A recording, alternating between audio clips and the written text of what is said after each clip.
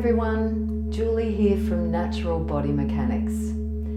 Have you ever wondered why stress isn't implicated enough with regards to ill health? It is the main cause of all disease and problems in the body.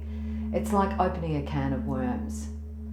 Severe stress can bring on instant changes to your body, your thoughts, feelings, and your behaviour.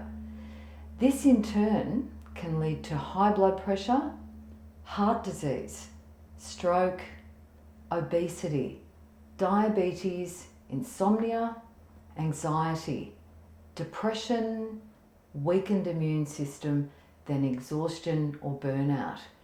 It can permanently change the brain structure depending on the stress or trauma. Your thoughts become things. Concentrating on the stress, the more it amplifies.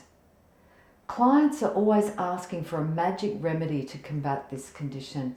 Unfortunately, there are very few effective potions that can alleviate such conditions. Did you know that gratitude is the opposite to stress and the key to experiencing peace? Your morning routine is the catalyst for changing your thought patterns for the day. Don't underestimate the power of 10 minutes of breathing, meditation, or a grounding walk to give the brain a break.